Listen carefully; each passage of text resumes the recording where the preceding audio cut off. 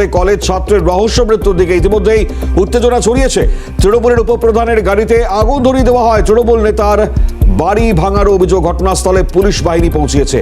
মাটিয়ার ঘটনায় ইতিমধ্যে সিতুলিয়ায় পরিত্যক্ত ডোবা থেকে দেহটি উদ্ধার হওয়ার পর চাঞ্চল্য ছড়ায়। কলেজ ছাত্রের রহস্য মৃত্যুতে ছড়ালো উত্তেজনা। টেলিফোন দাঁড়িয়ে রয়েছেন আমাদের প্রতিনিধি পঙ্কজ বিশ্বাস। পঙ্কজ, মারাত্মক উত্তেজনার ছবি দেখতে পাচ্ছি আমরা, ঠিক কি ঘটেছে জানাও। রিয়াজ মন্ডল 3 দিন ধরে নিখোঁজ ছিল এবং কিন্তু অভিযোগ মাটিয়া থানায় করা হয়েছিল। আজকে সকালবেলা কিন্তু সেই রিয়াজ মন্ডলের দেহ বাড়ি থেকে বেশ কিছুটা দূরে একটি আমবাগান পুকুরের মধ্যে দেখতে পান স্থানীয়রা। তারপরে কিন্তু উত্তেজনা ছড়ায় এলাকার মানুষের, যেটা বিক্ষোভকারী তাদের কিন্তু অভিযোগ যে খুন করা হয়েছে এবং খুনের সাথে জড়িত কিন্তু চাবুকপুর পঞ্চায়েতের উপপ্রধান পিন্টু মন্ডল। এই অভিযোগ করে পিন্টু মন্ডলের বাড়ি ভাঙচুর করা হয়, গাড়ি ভাঙচুর করা হয়, তার গাড়িতে আগুন দেওয়া হয়। পিন্টু মন্ডলের একদম সহযোগী তার কিন্তু সব মন্ডল, তার বাড়িতেও ভাঙচুর করা হয়, গাড়িতে ভাঙচুর করা হয়। যথেষ্ট উত্তেজনা ছড়ায়। ঘটনাস্থলে মাটিয়া থানার পুলিশ যায়, র্যাব নামাতে হয় এলাকায়। ঘটনাস্থলে ইঞ্জিন যায় গিয়ে কিন্তু পরিস্থিতি নিয়ন্ত্রণে। পুলিশ কিন্তু ইতিমধ্যে ঘটনা তদন্ত শুরু করেছে এবং যুবকের মৃত্যুর আসল কারণ কি এবং তার তদন্ত শুরু করেছে মাটিয়া থানার পুলিশ। মনে হয় পুলিশের তরফ থেকে আর কি বলা হচ্ছে, পরিবারই বা কি বলছে? দেখো, পুলিশের স্পষ্ট কথা, 3 দিন আগে নিখোঁজ হয়েছিল, নিখোঁজ অভিযোগ করেছিল পরিবারের সদস্যরা। তারপরে কিন্তু তদন্ত শুরু হয়েছিল। কিন্তু স্থানীয় যেটা জানি যে এই রিয়াজ মন্ডল সে কিন্তু সেলাই কারখানা কাজ করতো, এলাকায় খুব ভালো ছেলে ছিল। তাকে কিন্তু এই উপপ্রধানের লোকজনে কিন্তু তাকে খুন করেছে, এমনটা কিন্তু অভিযোগ তুলেছে পরিবার এবং স্থানীয় বাসিন্দারা। মনে হয়। ধন্যবাদ। পঙ্কজ বিশ্বাস ছিলেন টেলিফোন লাইনে আমাদের প্রতিনিধি। কি বলছেন স্থানীয়রা শোনায়। নিয়ে মার্ডার করে দিয়েছে। কারা করেছে? এখানকার কিছু ছেলেপেলে বন্ধু বান্ধব মিলে জড়িত। এখানকার ওই উপপ্রধান এই মনে হচ্ছে জড়িত আছে। এরা তো ইঙ্গিত করছে, তো এটাই চিনবে পাড়া প্রতিবেশী। এদিকে আরএসএস করায় ক্ষমা চাইতে চাপ দেওয়ার অভিযোগ। তৃণমূল পার্টি অফিস নিয়ে চাপ দেওয়া তার অভিযোগ সামনে আসছে। ক্ষমা চাইতে বাধ্য করানো হয়, অভিযোগ এমনটাই তৃণমূল নেতার বিরুদ্ধে। সোশ্যাল মিডিয়ায় সেই ভিডিও হয়েছে ভাইরাল, আর সেই ভিডিও ভাইরাল হতেই নিন্দার ঝড়। অমরনাথ দত্ত রয়েছেন টেলিফোন দান আমাদের প্রতিনিধি। অমরনাথ, ভাইরাল যে ভিডিও আমরা দেখতে পাচ্ছি, ঠিক কি কথোপকথন চলছিল জানাও। দেখো, আরএসএস এবং বিজেপি করা যাবে না এবং বিজেপি আরএসএস করার পরই কিন্তু তৃণমূলের যে পার্টি অফিস, অর্থাৎ নানুর বিধানসভার উচ্চকরণ গ্রাম পঞ্চায়েতের যে পার্টি অফিস, সেই পার্টি অফিসে ওই ব্যক্তি অর্থাৎ রিংটু পালকে ওখানে ঢুকিয়ে একদম প্রেশার দিয়ে তাকে জোরপূর্বক ক্ষমা চাওয়ানোর যে ভিডিও ইতিমধ্যে যে ভাইরাল হয়েছে, খুব স্বাভাবিকভাবেই কিন্তু এলাকায় চাঞ্চল্য ছড়িয়েছে এবং বিজেপির পক্ষ থেকে অভিযোগ করা হয়েছে যে এই ধরনের কাজ তৃণমূলের আশ্রিত গুন্ডারাই করছে এবং একদম দেখা যাচ্ছে যে তৃণমূলের যে কার্যালয়, সেই কার্যালয়ের পেছনের যে ব্যানার, সেখান থেকে খুব কষ্ট এবং যেটা তারপরে কিন্তু এই ভিডিও ভাইরাল হতে কিন্তু শোরগোল করে। পাশাপাশি আজকে যখন নানুরের যিনি দায়িত্বে রয়েছেন বীরভূম জেলার সভাধিপতি কাজল শেখ, তাকে যখন প্রশ্ন করা হয়, তিনি কিন্তু খুব কষ্ট বলেন যে কাজল শেখ জানান যে এই ধরনের কোনো কাজ যদি হয়ে থাকে তাহলে কিন্তু দলগত বা আইনগত তাহলে ব্যবস্থা গ্রহণ করবে। যদিও তিনি কিন্তু এই প্রসঙ্গটাও টানেন যে এআই, এখনকার যুগ হচ্ছে এআই এর যুগ এবং এই এআই এর কারণেও হতে পারে কিনা সঠিক তদন্ত করার জন্য, এবং সে যদি অর্থাৎ এই ধরনের কোনো কাজ যদি হয়ে থাকে ওই গ্রামে, তাহলে কিন্তু দলগত ভাবেও কিন্তু তিনি ব্যবস্থা গ্রহণ করবে।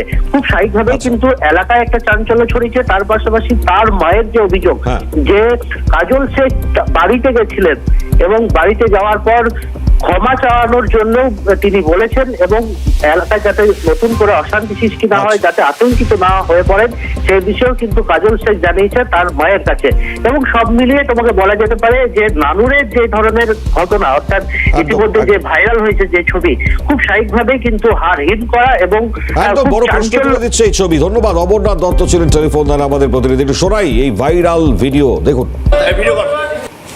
আমি জীবনে আর কিছু করবো না, নাকি আরএসএস পার্টি করবো না, জীবনে কোনো পার্টি করবো না। আরএসএস আনবে, আরএসএস বল বল ভিডিও কর বল জীবন আর কোনদিন আরএসএস পার্টি করবি? আমি জীবনে কোনোদিন আরএসএস পার্টি করবো না। আর বিজেপি করবি? না করবো না, বিজেপি পার্টি করবো না। আরএসএস করবি? না করবো না। ভালো করে গ্রামের মানুষের ক্ষমা চা, এরিয়া গ্রামের মানুষের কাছে ক্ষমা চা। ক্ষমা চাইছি, সবারই কাছে ক্ষমা চাইছি। করি না, ক্ষমা চাইছি। আচ্ছা হিন্দি বল। ঘটনা প্রসঙ্গে বিজেপি জেলা সভাপতির কি প্রতিক্রিয়া শোনাই আগে। ভুলে যেতে হবে সারা ভারতবর্ষের মধ্যে একটা জায়গাতেই কেবল তৃণমূল, আর সারা ভারতবর্ষের 20টি রাজ্যে বিজেপি, কেন্দ্রে বিজেপি। অতএব তৃণমূলের নেতাদিকে বলবো, সে ডাইরেক্ট বিজেপি কোনো দিন করেনি। সে হয়তো সংঘের মতাদর্শে বিশ্বাসী, কিন্তু ডাইরেক্ট বিজেপি কোনো দিন করেনি। কিন্তু তাকে এইভাবে আজকে হ্যারাসমেন্ট করালো, তাকে এইভাবে আত্মসমর্পণ করাতে বাধ্য করালো। অতএব এটা আমাদের কাছে চরম লজ্জা। ঘটনা প্রসঙ্গে তৃণমূল নেতা কাজল শেখ আশ্বস্ত করেছেন, শোনাই। তার বিরুদ্ধে দৃষ্টান্তমূলক সাজা হওয়ার দরকার আছে। কারণ আমরা উত্তরপ্রদেশ চাই না, আমরা ইউপি চাই না, আমরা বাংলায় বসবাস করি মাননীয় মুখ্যমন্ত্রী মাননীয় মমতা বন্দ্যোপাধ্যায়ের রাজ্যে। এর মাধ্যমে এই বাংলায় হিন্দু, মুসলমান, শিখ, খ্রিস্টান সমস্ত সম্প্রদায়ের মানুষকে এক ছাতার তলায় নিয়ে এসেছেন। ব্যক্তি যার যার বিরুদ্ধে অভিযোগ, সে অভিযোগ করলো কি না, সে বলছে কি না, তাকে অপমানিত করা হয়েছে কি না, এটা এআই এর যুগ, সোশ্যাল মিডিয়ায় ভাইরাল এআই এর যুগ। কখনো আমাকে বাঘের কান্দে চাপানো হচ্ছে, কখনো সিংহের উপর চাপানো হচ্ছে। তো আমি কি সিংহের উপর চেপেছি? এদিকে ফর্ম 7 জমাকে কেন্দ্র করে বিজেপি তৃণমূল সংঘর্ষ। লালবাগ মহকুমার অফিস, সেখানে বিজেপি কর্মীদের উপর হামলা। তৃণমূল নেত্রী শাওনী সিংহ রায় তার নেতৃত্বে হামলার অভিযোগ। বিজেপি নেতা সৌমেন মণ্ডল সহ 30 জনকে আটকে রাখার অভিযোগ। ঘটনাকে কেন্দ্র করে ব্যাপক উত্তেজনা ছড়িয়ে পড়ে লালবাগ মহকুমা অফিসে। অফিসের বাইরে বিজেপি কর্মীদের বিক্ষোভ চলছে।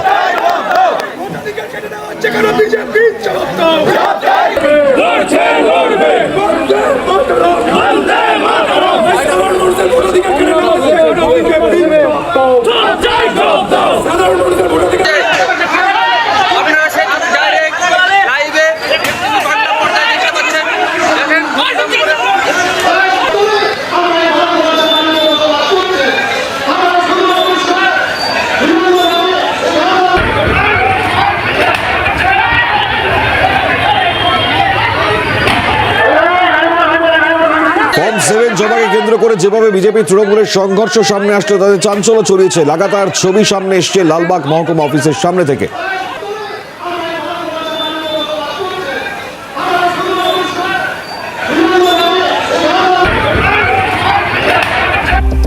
এদিকে হেমতাবাদের বিডিও অফিসের সামনে ধর্নায় বসল তৃণমূল। এসআইআর এর শুনানির নামে হয়রানি, তার অভিযোগকে সামনে নিয়ে এসে উপস্থিত ব্লক সভাপতি, সহসভাপতি সহ জেলা নেতৃত্বরা।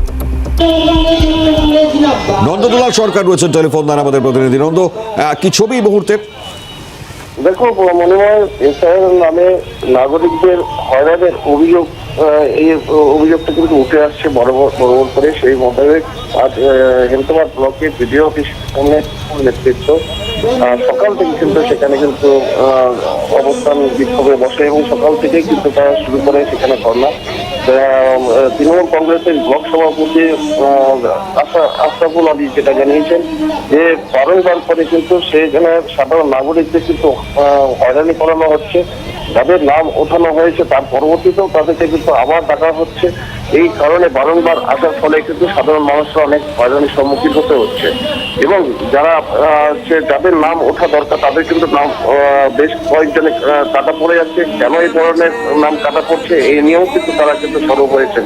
সব মিলিয়ে সকাল থেকে কিন্তু বিডিও অফিস চত্বরে তারা ধর্নায় বসেছেন তৃণমূল নেতৃত্ব। পাশাপাশি কোনো অপ্রীতিকর কোনো ঘটনা যাতে না ঘটে সেই মোতাবেক রাখা হয়েছে পুলিশি নিরাপত্তা। ধন্যবাদ নন্দদুলাল। কথা বলছিলেন আমাদের প্রতিনিধি নন্দদুলাল সরকারের সঙ্গে। তৃণমূলের ব্লক সভাপতির কি প্রতিক্রিয়া শুনব। বারবার হয়রানি করাচ্ছে। একটা মানুষের একবার হিয়ারিং করে আবার দ্বিতীয়বার হিয়ারিং। 2002 সালে ভোটার লিস্টে নাম রয়েছে, তারপরেও মানুষটাকে ডাকে নিয়ে হিয়ারিংয়ের নাম করে বিভিন্ন রকমভাবে হয়রানি করা হচ্ছে। আজকে এই বিডিও অফিসে আমরা দেখলাম 2-3 জন মানুষ হিয়ারিংয়ে এসে অজ্ঞান হয়ে গেল। এরকম বিভিন্ন রকমভাবে এই এসআইআরের নাম করে মানুষকে হয়রানি করছে। মানুষ এতে ভয়ে কেউ মারাও যাচ্ছে, কেউ ভয়ে অজ্ঞান করছে। এদিকে এসআইআর আতঙ্কে ফের মৃত্যুর অভিযোগ সামনে আসছে। এসআইআর শুনানির নোটিশের আতঙ্কে হৃদরোগে আক্রান্ত হয়ে মৃত্যু। মৃতের নাম সামির আলী শেখ, এমনটাই অভিযোগ। ঘটনাটি নাকাশিপাড়ার শালিগ্রামের। সামির আলী শেখ তার 5 জন সন্তানের নামে এসআইআর এর নোটিশ আসে। লাগাতার মৃত্যু, এসআইআর আতঙ্কে অভিযোগ এমনটাই। ফের আবারও মৃত্যুর অভিযোগ এসআইআর আতঙ্কে। হেমতাবাদ যে ঘটনা আপনাদেরকে দেখাচ্ছিলাম, এবার এসআইআর আতঙ্কে মৃত্যুর অভিযোগ। এসআইআর শুনানির যে নোটিশ তা পরিবারে আসবার পরেই হৃদরোগে আক্রান্ত হয়ে মৃত্যু হয়েছে এই ব্যক্তির। পরিবারের যে অভিযোগ শোনাই। 6 পর্যন্ত দেখাতে বলেছিল, এবারে কিন্তু আমরা 5 ভাই বোন। সবার নামে নোটিশ এসেছে। হ্যাঁ, সবার নামে নোটিশ এসেছে। এতে বাবা খুব চিন্তিত ছিল। এটা উনি হার্ট অ্যাটাক করে তারপরে মারা যায়।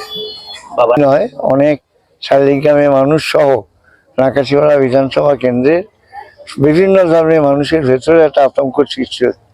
আমরা চাই যে এই আতঙ্ক বন্ধ হোক এবং নিশ্চিতভাবে প্রত্যেকটা ভারতীয় নাগরিক এবং এই এলাকার যারা নাগরিক তারা যাতে ভোটাধিকার পায়। এবং কাগজপত্র ওর কাছে, বিএলওর কাছে, একবার মেম্বারের কাছে, একবার গ্রামের লোকজনের কাছে কাগজপত্র নিয়ে উনি সমস্যা নিয়ে যান এবং খাওয়া দাওয়া আতঙ্কে মানে ছেড়ে দেওয়ার মতো অবস্থা হয়ে গেছিল ওনার। এবং তারপর এই যে লোকজন প্রচার করছে যে বাংলাদেশে যেতে হবে, এখানে যেতে হবে, ওখানে যেতে হবে, সেই নিয়ে উনি ভীষণ চিন্তিত ছিলেন। তারপর প্রসেনজিৎ চৌধুরী রয়েছে টেলিফোন দ্বারা আমাদের প্রতিনিধি। প্রসেনজিৎ, পরিবার যে অভিযোগ করছে, পরবর্তী সময়ে আর কি বলা হচ্ছে ঘটনায়? ফের কিন্তু এসআইআর শুনানির নোটিশের আতঙ্কে কিন্তু হৃদরোগে আক্রান্ত হয়ে মৃত্যু হয়েছে বলে মনে করছেন। এবং যে ব্যক্তি মারা গেছেন তার নাম কিন্তু সামির আলী শেখ বলে জানা গেছে। বয়স আনুমানিক 60 বছর। যেটি জানা যাচ্ছে নাকাশিপাড়ার যে শালিগ্রাম, সেই গ্রামেই কিন্তু এই ঘটনা ঘটেছে। এবং পরিবার সূত্রে যেটি জানা যাচ্ছে যে ওই বৃদ্ধের 4 মেয়ে 1 ছেলে, 3 মেয়ে বিবাহিত, 5 সন্তানের এসআইআর এর নোটিশ এসেছে। তা নিয়ে কিন্তু আতঙ্কে ছিলেন ওই বৃদ্ধ। গতকাল রাতে বাড়িতে হৃদরোগে আক্রান্ত হন তিনি। পরিবারের যারা সদস্যরা আছে তারা কিন্তু ধুলিয়া গ্রামীণ হাসপাতালে তাকে নিয়ে যায় এবং সেখানে কিন্তু চিকিৎসক তাকে মৃত বলে ঘোষণা করেন। পরিবারের তরফ থেকে দাবি করা হচ্ছে এসআইআর এর শুনানি নোটিশ এসেছিল তার বাড়িতে এবং সেগুলো জানতে পেরেই তিনি কিন্তু হৃদরোগে আক্রান্ত হয়ে মারা গেছেন বলে জানাচ্ছেন পরিবার। ধন্যবাদ প্রসেনজিৎ। কথা বলছিলেন আমাদের প্রতিনিধি প্রসেনজিৎ চৌধুরীর সঙ্গে। 7 নম্বর ফর্ম জমা দেওয়া হলো না বিজেপির। ব্যারাকপুর প্রশাসনিক ভবন, সেখানে ফর্ম জমা হলো না। আজ ছিল 7 নম্বর ফর্ম জমা দেওয়ার শেষ দিন, কিন্তু ফর্ম জমা হলো না। হিমাদ্রি ভট্ট রয়েছেন টেলিফোন দ্বারা আমাদের প্রতিনিধি। হিমাদ্রি, ঠিক কি কারণে ফর্ম জমা দেওয়া হলো না? দেখো, একদমই আজ ছিল 7 নম্বর ফর্ম জমা দেওয়ার শেষ দিন। সেই মতো ব্যারাকপুর লোকসভা কেন্দ্রে প্রচুর ভুয়ো ভোটারের তালিকা নিয়ে হাজির ছিলেন ব্যারাকপুর প্রশাসনিক ভবনে। ব্যারাকপুরের ভাটপাড়ার বিধায়ক পবন সিং উপস্থিত ছিলেন। ব্যারাকপুর সাংগঠনিক জেলার সভাপতি তাপস ঘোষ উপস্থিত ছিলেন। ব্যারাকপুর সাংগঠনিক জেলার সহসভাপতি প্রিয়াঙ্গু পান্ডে সহ একাধিক বিজেপি কর্তারা উপস্থিত ছিলেন। এবং সেখানে এই আরোর সঙ্গে রীতিমতো বাকবিতণ্ডা শুরু হয় ফর্ম জমা দেওয়ার কারণে। এই আরও স্পষ্টভাবে সে কথা খুলে বলতে পারেননি এবং তারা ফর্ম না জমা দিয়ে বেরিয়ে যান। ধন্যবাদ হিমাদ্রি। কথা বলছিলেন আমাদের প্রতিনিধি হিমাদ্রি ভট্টর সঙ্গে। এ বিষয়ে বিজেপির কি প্রতিক্রিয়া এক এক করে শোনাই। টোটালি নাটক আছে। টোটালি অ্যাডমিনিস্ট্রেটিভ সিস্টেমটা পুরোপুরি বিক্রি হয়ে গেছে তৃণমূলের কাছে, তৃণমূলের সরকারের কাছে বলেই নাটকগুলো হচ্ছে। আমরা লাস্টে প্রপোজাল দিয়েছি যে আপনি একটা কাজ করুন, সমস্ত বিএলওদেরকে একটা ঘরে ডাকুন, সেখানে আমাদের ইলেকট্রালরা আসবে, তারা দিয়ে দেবে তাদের হাতে অবজেকশনটা।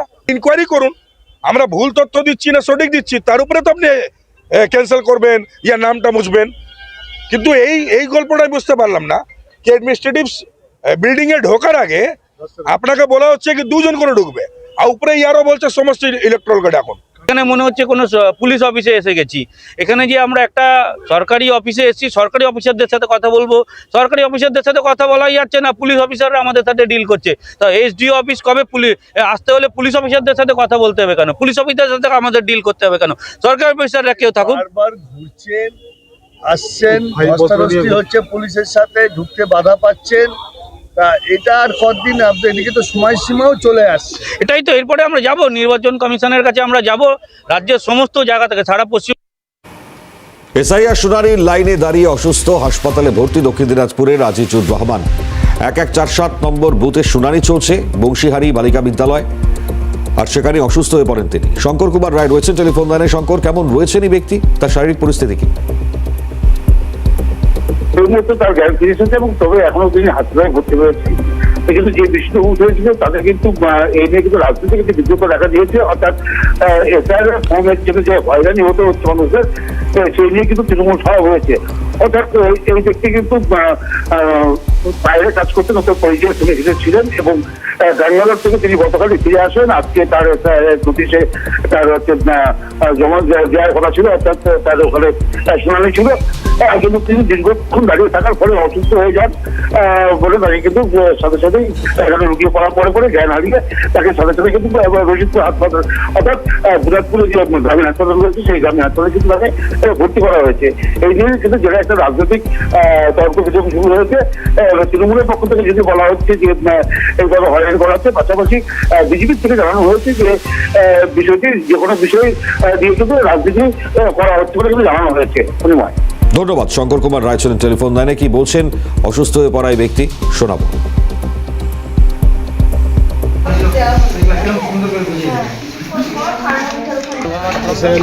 এসআই নোটিশের ফর্মে জমা দেওয়ার জন্য দাঁড়িয়েছিল, ওখান থেকে মাথা ঘুরে পড়ে গেছে। কি কারণে?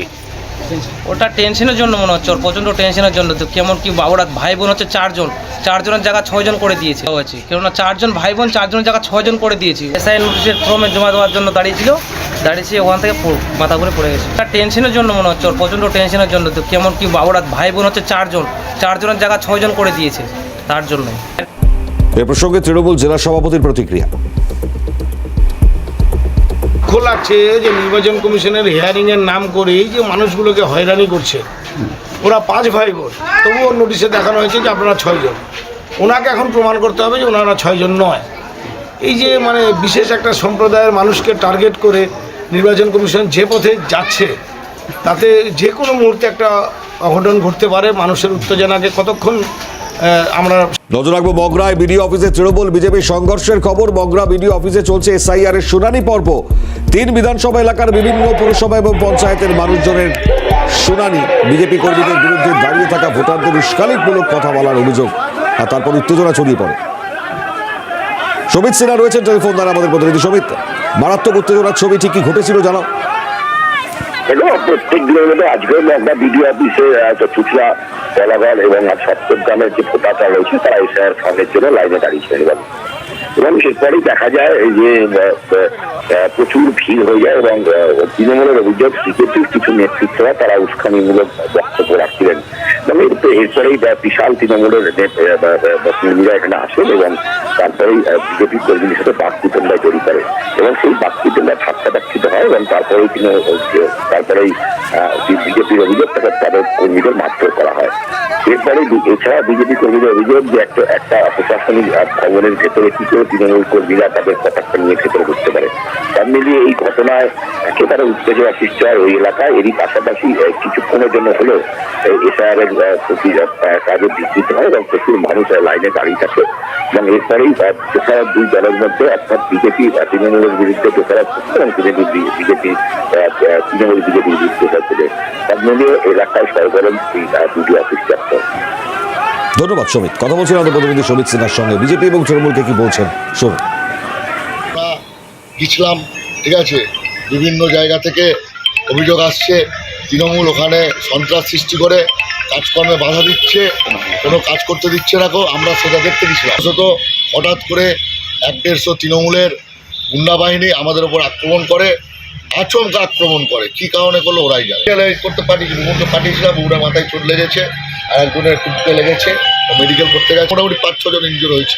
অবশ্যই থানায় রাজ্য জেলা অফিসে জানানো হয়েছে, জেলা সভাপতিকে রাজ্য থেকে নির্দেশ আছে থানাতে লিখিত অভিযোগ করার জন্য। কিন্তু বিজেপির নেতৃত্ব তারা এই লাইনের মধ্যে ঢুকে বিভিন্ন রকমভাবে অরাজকতার সৃষ্টি করছে, মানুষকে বিভিন্ন রকমভাবে বিভ্রান্তিমূলক কথাবার্তা বলছে এবং মানুষকে গায়ে, মহিলাদের গায়ে টাচ করে বিভিন্ন রকম অরাজকতার সৃষ্টি করছে। আমরা রুখে দাঁড়িয়েছি, আমরা মানুষের মানুষের জন্য মানুষই প্রথম রুখে দাঁড়িয়েছিল, মানুষই প্রথম ওদেরকে গায়ে ঠেলাঠেলি করে, তার মধ্যে ওরা একটু আরও বেশি অরাজকতার সৃষ্টি করার চেষ্টা করে, তখন আমরা গিয়ে মানুষের জন্য আমরা তাদেরকে প্রতিরোধ করি। এসআইআর ইস্যুতে তৃণমূলের ধর্ণা, হাওড়ার জেলা শাসকের দপ্তরে ধর্ণায় তৃণমূল। উত্তর হাওড়ার বিধায়ক গৌতম চৌধুরীর নেতৃত্বে চলছে ধর্ণা। ধর্ণায় অংশ নেয় একাধিক তৃণমূল বিধায়ক। ভোটার তালিকায় নাম থাকা সত্ত্বেও শুনানিতে ডাকা হয়েছে, তার অভিযোগেই মূলত ধর্ণা। দেবকুমার দেও রয়েছেন টেলিফোন লাইনে। দেবকুমার, কি বলা হচ্ছে আর তৃণমূলের তরফ থেকে? তোমাকে একদিন জানিয়ে রাখি, এদিন সকালে এই হাওড়া জেলা শাসক অফিসের সামনে এসআইআর প্রক্রিয়া শুরুতে সাধারণ ভোটারদের হয়রানির প্রতিবাদে তৃণমূল কংগ্রেসের ধর্ণা কর্মসূচি। এদিন সকালে হাওড়া জেলা শাসকের অফিসের নিচে হাওড়া সদর তৃণমূল কংগ্রেসের সভাপতি এবং উত্তর হাওড়ার বিধায়ক গৌতম চৌধুরীর নেতৃত্বে তৃণমূল কর্মীরা ধর্ণায় বসেন। এই ধর্ণায় অংশ নেয় একাধিক তৃণমূল বিধায়করা। তৃণমূল নেতৃত্বের অভিযোগ যে খসড়া ভোটার তালিকার নাম থাকা সত্ত্বেও বারবার ভোটারদের শুনানিতে ডাকা হচ্ছে এবং তাদের থেকে নানা ধরনের তথ্য চাওয়া হচ্ছে। এছাড়াও ভোটার তালিকা থেকে নাম বাছাইয়ের জন্য 7 নম্বর ফর্ম বিজেপি থেকে নেওয়া হচ্ছে। এর ফলে হাজার হাজার বৈধ ভোটারদের নাম বাড়তে সম্ভাবনা দেখা দিয়েছে। বুঝলাম। নজর রাখো দেবকুমার পরিস্থিতির দিকে। কথা বলছিলাম আমাদের প্রতিনিধি দেবকুমার দেবের সঙ্গে। ধন্যবাদ জানাই আপাতত তোমায়। তৃণমূল এবং বিজেপি একে অপরকে প্রতিক্রিয়ায় কি ব্যক্ত করছেন শুনুন। আমরা রাস্তায় নেমেছি, আমাদের আন্দোলন চলবে। আমরা সর্বশেষে জেলা মহাশাসকের সাথে কথা বলবো। যদি এইভাবে চলতে থাকে, মানুষ কিন্তু খুব ক্ষুব্ধ হয়ে যাচ্ছে, মানুষ প্রচন্ড পাজেলড হচ্ছে, মানুষ কিন্তু এবার রাস্তায়। মমতা বন্দ্যোপাধ্যায়কে হারানোর শক্তি এখনো পর্যন্ত ভারতবর্ষে কারো ক্ষমতা হয়। মমতা ব্যানার্জির নির্দেশে, অভিষেক ব্যানার্জির নির্দেশে প্রতিটা বুথে ভোটারদের বেছে বেছে হিন্দুদের এবং বেছে বেছে বিজেপির ভোটারদের ওরা হয়রানি করছে। ইভেন আমার পরিবারে, আমার নিজের পরিবারে আমার ভাইপো ভাইজিকে একবার নয় 4 বার দেখেছে এরকম নির্বাচন। এদিকে এসআইআর নামে শুনানি আর তাতে হয়রানির অভিযোগে মালদার গাজলের বহিরগাছি এলাকা, সেখানে উত্তেজনা ছড়িয়ে পড়ে। গাজলের বিডিও অফিসে 3000 ভোটারকে শুনানিতে ডাক। 512 নম্বর জাতীয় সড়কে এলাকাবাসীরা তারা পথ অবরোধ করলেন।